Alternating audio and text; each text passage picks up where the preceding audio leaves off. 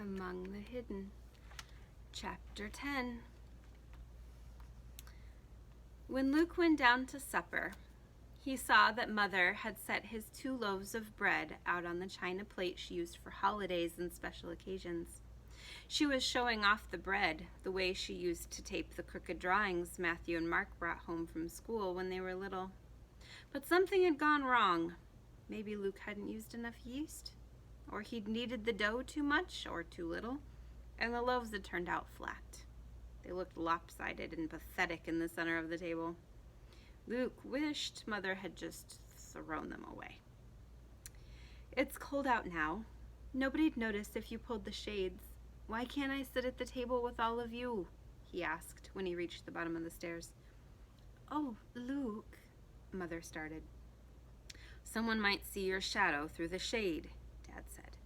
"They wouldn't know it was mine," Luke said. "But there'd be 5. Someone might get suspicious." "Luke, we're just trying to protect you." "How about a big slice of your bread? There's cold beef and canned beans too," Mother said. Resignedly, Luke sat down on the stairs. Matthew asked about the auction Dad had gone to. "I drove all that way for nothing," Dad said disgustedly. "I waited 4 hours for the tractors to come up, and then I couldn't even afford the first bid." "At least you got home in time to fix that back fence before dark," Mother said, cutting the bread. "And yell at me," Luke thought bitterly. What was wrong with him? Nothing had changed, except he'd maybe seen a face that maybe belonged to someone like him. Matthew and Mark suddenly noticed the bread Mother was doling out. "What's wrong with that?" Mark asked. "I'm sure it will taste fine," Mother said. "It's Luke's first try." Luke muttered, "And my last?" too softly for anyone to hear. There were advantages to sitting on the other side of the room from everyone. "Luke made bread?" Mark said incredulously. "Yuck!"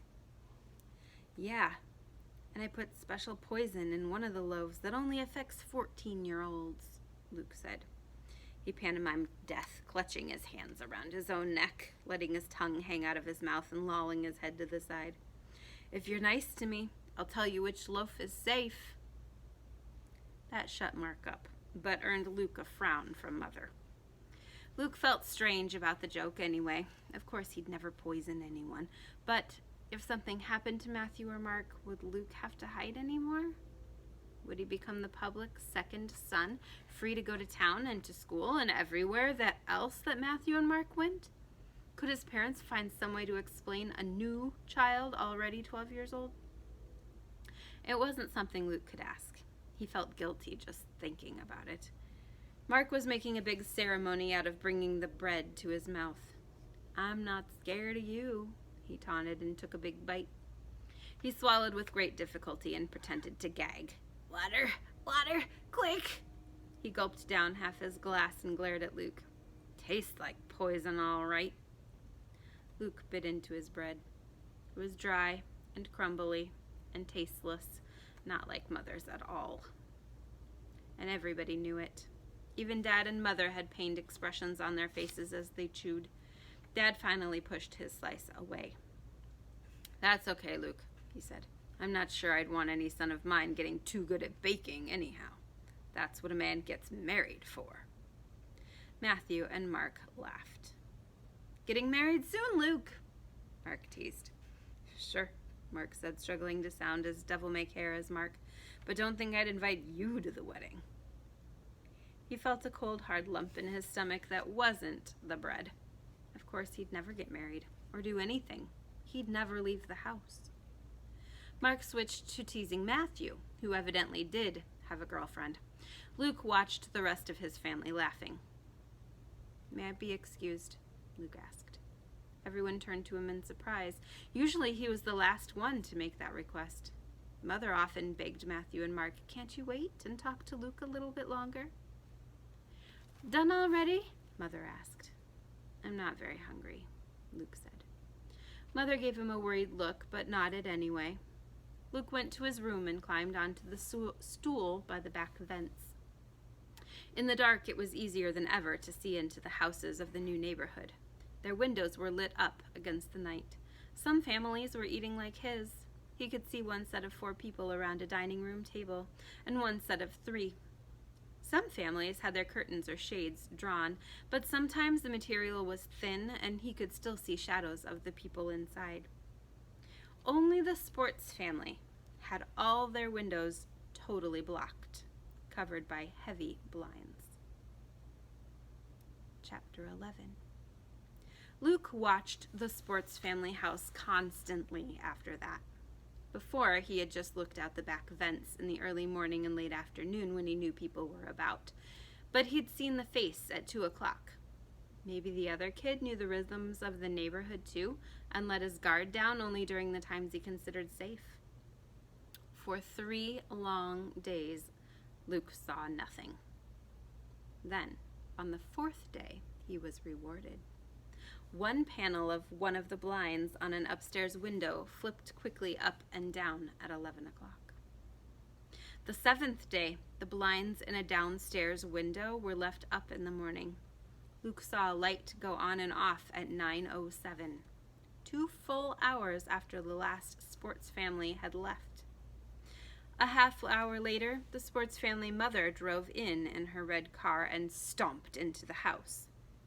2 minutes later, the blind in the downstairs window went down. The mother left immediately. The 13th day was unseasonably warm, and Luke sweated in his attic.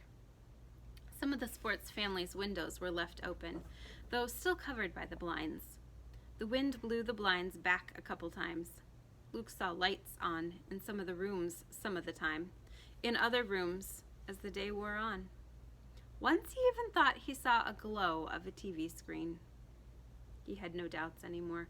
Someone was hiding in the Sports family house. The question was, what could he do about it? Chapter 12. Harvest came. Matthew and Mark stayed out of school to help Dad bring the crops in, the 3 of them working some days from dawn until midnight. Mother's factory got busier too, and she began working 2 or 3 hours of overtime every day. She brought up a store of food to Luke's room so he wouldn't get hungry while they were all away. "There," she said cheerfully, lining up boxes of crackers and bags of fruit.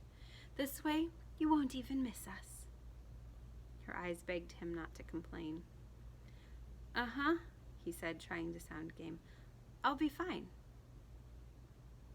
He watched the Sports family house only sporadically now. That means once in a while. What other proof did he need? What good did it do him to know about the other 3rd child? What did he expect? That the other kid would run out in his backyard and yell, "Hey, Luke, want to come out and play?" He munched his solitary apples. He ate his crackers alone. And in spite of himself, a crazy idea grew in his mind, sprouting new details daily. What if he sneaked into the Sports family house and met the other 3rd child? He could do it. It was possible, theoretically. He spent entire days plotting his route. He'd be hidden by bushes and the barn through much of his yard. It was only about 6 feet from there to the nearest tree in the Sports family's backyard. He could crawl on his stomach. Then he'd be hidden by the fence the Sports family shared with the Bird Brain family. All those birdhouses might actually help. After that, it was only 3 steps to the Sports family house. They had a sliding glass door at the back, and on warm days they'd be leaving it open with just a screen. He could go in there. Would he dare? Of course he wouldn't, but still. The first time he looked out the vents and saw maple leaves shot through with shades of red and yellow, he panicked. He needed those leaves to hide him on his way to the Sports family house. If he waited too long, the leaves would be gone. He began waking up every morning in a cold sweat, thinking, maybe today, do I dare? Just thinking about it made his stomach feel funny. It rained 3 days in a row in early October, and he was almost relieved because that meant he couldn't go on those days. Didn't even have to think about going. He couldn't risk leaving footprints in the mud. And Dad and Matthew and Mark were in the way, hanging around the house and the barn, grumbling because they couldn't get into the fields. Finally, the rain stopped and the fields dried up, and Dad and Matthew and Mark went back to their combine and tractors, acres away from the house. The backyard and the Sports family's backyard were dry, too. And it was warm again. The Sports family left their sliding glass door open. The rain hadn't knocked all the leaves off the backyard trees, but the next rain probably would. On the third morning after the rain, Luke's stomach churned as he sat on his perch watching the neighborhood empty out. He knew without question that today was the day he'd have to go, if he ever intended to go. He couldn't wait until spring. He wouldn't be able to stand it. He watched 28 people leave in 8 cars and 1 school bus. Hands trembling, he made scratches on the wall again and recounted once, twice, 3 times. 28, yes. 28, yes. 28, the magic number. He could hear the blood pounding in his ears. He moved off in a daze, off his perch. Down the stairs, into the kitchen, and then out the back door. He hasn't been out of his house in more than 6 months. That would be like from when we stopped school in the spring until now. He has not been out of his house at all. Chapter 13. He had forgotten what fresh air felt like, filling his nostrils and lungs. It felt good. With his back pressed against the house, he stood still for a moment, just breathing. All the months he'd spent inside suddenly seemed like a dream. He'd been like some confused animal hibernating during nice weather. The last real thing that had happened to him was being called inside when the woods were coming down. Real life was outdoors, but so was danger. The longer he stayed out, the greater the danger. He forced himself down into a crouch and half crawled, half ran alongside the house and the hedges and the barn. At the back edge of the barn, he hesitated, staring into the seemingly endless gulf between the barn and the trees, at the boundary between his backyard and the Sports family. Everybody's gone, he told himself. There's not a soul around to see you. Still, he waited, staring at the blades of grass just beyond his feet. He'd been taught all his life to fear open spaces like the one in front of him. It faced dozens of windows. He'd never stepped foot in any place that public, even if it was deserted. Still hidden by the barn, he made himself inch his foot forward. Then he drew it back. He turned around and looked at his family's house, so safe and secure. His sanctuary. He heard his mother's voice in his head. Luke, inside, now! It seemed so real. He remembered something he'd read in one of the old books in the attic about telepathy. Supposedly, if people really loved you, they could call out to you from miles away if you were in danger. He should go back. He'd be safe there. He took a deep breath, looking forward toward the Sports family's house, then back again toward his own. He thought about returning home, trudging up the worn stairs, going back to his familiar room and the walls he stared at every day. Suddenly, he hated his house. It wasn't a sanctuary. It was a prison.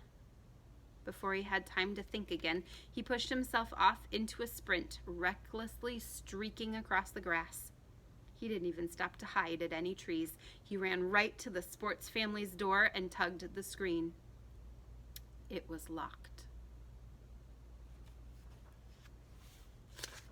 Chapter 14. In all his plottings, Luke had never thought of the screen door being locked. Though he knew his own parents locked up at night, when they didn't forget, the doors at his house had always been open for him, and he'd never been near anyone else's door. Idiot, he mumbled to himself. He tugged harder on the door, but he couldn't concentrate enough to make his hands work together. Each second that passed made the hair on the back of his neck stand up more. He'd never been so exposed in his entire life. Hurry, hurry, hurry! Get out of sight! The door didn't budge. He'd have to turn around. Now. That was what his brain said. What his hand did was plunge through the screen. He pulled the wire away from the frame and reached through. The screen scraped the back of his hand and his arm, but he didn't stop. He fiddled with the lock inside until he heard it click. He silently slid the screen door back and stepped past the hanging blinds into the sports family's house. Even with the blinds blocking every window, the room he entered was airy and bright. From the freshly painted walls to the sparkling glass tables to the polished wood floor, everything looked new. Luke stared. Almost all the furniture in his own house had been around as long as he could remember, and whatever patterns and designs it originally carried had long ago been worn away. At his house, even the once orangish couch and the once greenish chairs were now all a matching sort of brownish gray. This room was different. It reminded him of a word he'd never heard, only read: pristine. Nobody had ever stepped on those white rugs with manure-covered boots. Nobody had ever sat on these pale blue couches with corn dust-covered jeans. Pristine just means really super clean. Luke might have stood by the door forever in awe, but someone coughed in another room. Then he heard a strange beep, beep, beep, beep. He tiptoed forward. Better to discover than to be discovered. He went down a long hallway. The beeps had turned into a drawn-out buzz coming from the room at the end. Holding his breath, Luke stopped outside the door to that room and gathered the nerve to peek in. His heart pounded. There was still time to escape unseen, to go back to his house and attic and normal, safe life. But he'd always wonder. Luke leaned forward slowly, moving a fraction of an inch at a time until he could just barely see around the door.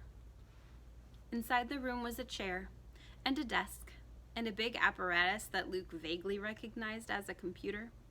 And at the computer, typing away furiously, sat a girl. Luke blinked, thrown off. Somehow he'd never thought about the sports family's third child being a girl. She was mostly facing away from Luke, and she wore jeans and a gray sweatshirt, not much different from what the sports family brothers always wore. Her dark hair was almost as short as Luke's, but there was something about the curve of her cheek, the tilt of her head, the way her sweatshirt clung or didn't cling to her body. All of that made Luke certain she wasn't like him. He blushed, then he gulped. The girl turned her head. Luke croaked. Before he had a chance to think of another word, the girl was across the room and had knocked him down. Then she pinned him to the floor, his arms twisted behind his back, his face buried in the carpet. Luke struggled to turn his head to breathe. So, the girl hissed in his ear, you think you can sneak up on a poor, innocent, unsuspecting girl who's home all alone? Guess nobody told you about our alarm system. A call went out to our security guards. The minute you stepped on our property, they'll be here any second. Luke panicked. So this was how he'd die. He had to explain. He had to escape. No, he said. They can't come. Oh yeah? The girl said. Who are you to stop them? Luke raised his head as much as he could. He said the first words that came into his mind. Population police. The girl let go. End of chapter 14, and we're going to stop there today. So he snuck into somebody else's house. Broke in because he broke through the screen door. And now he's worried that he's going to get caught. What did he think was going to happen? So what do you think about the story so far? Are we enjoying it? Do you wish you would have picked a different book? Let me know what you think. What do you think will happen next? Who is this girl? Send me a message. Tell me what you're thinking.